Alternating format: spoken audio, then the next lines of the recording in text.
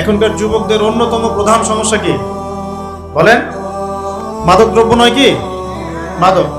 আর মাদকের চেয়ে একটা ভয়াবহ মাদক আছে, মাদকের চাইতেও একটা ভয়াবহ মাদক আছে, তার নাম হচ্ছে পর্নোগ্রাফি। তার নাম কি? পর্নোগ্রাফি, অশ্লীল ছবি দেখা। এটাও একটা মাদক। কারণ বর্তমান বিজ্ঞান বলছে যখন কোনো ব্যক্তি পর্নে আসক্ত হয় তখন তার মাথা থেকে ডোপামিন নির্গত হয়। কি বের হয়? ডোপামিন।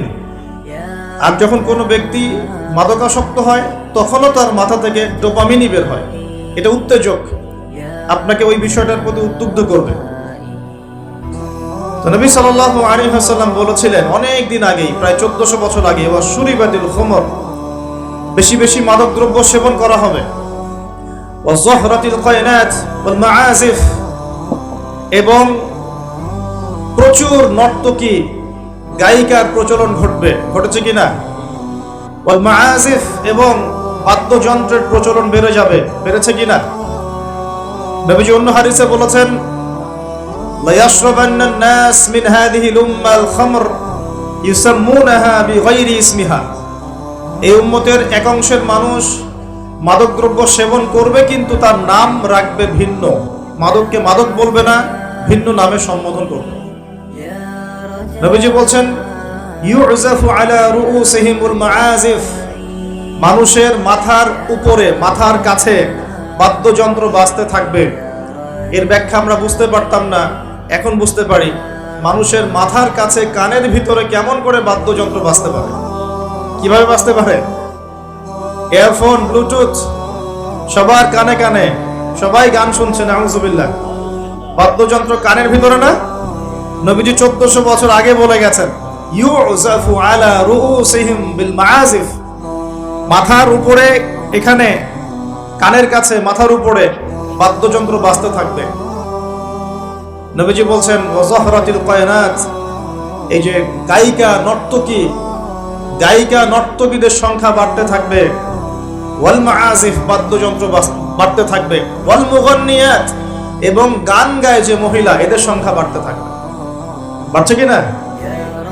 বাড়ছে। নবীজি আরো বলেছেন ওয়ালাআনা আখির হাযিহিল উম্মাহ উলাহা, এই উম্মতের শেষের দিকের মানুষেরা প্রথম দিকের মানুষদেরকে গালিগালাজ করবে। করছে কিনা? শেষের দিকের মানুষেরা প্রথম দিকের মানুষদেরকে গালিগালাজ করবে, বলবে ইসলাম তো ওই যুগে চলতো, এই যুগে চলে না। ইসলাম তো ওই যে সেকেলে ধর্ম, মধ্যযুগীয় বর্বর। এই কথাগুলো শোনেন কিনা? উম্মতের শেষের দিকের লোকেরা প্রথম দিকের মানুষদেরকে গালিগালাজ করবে।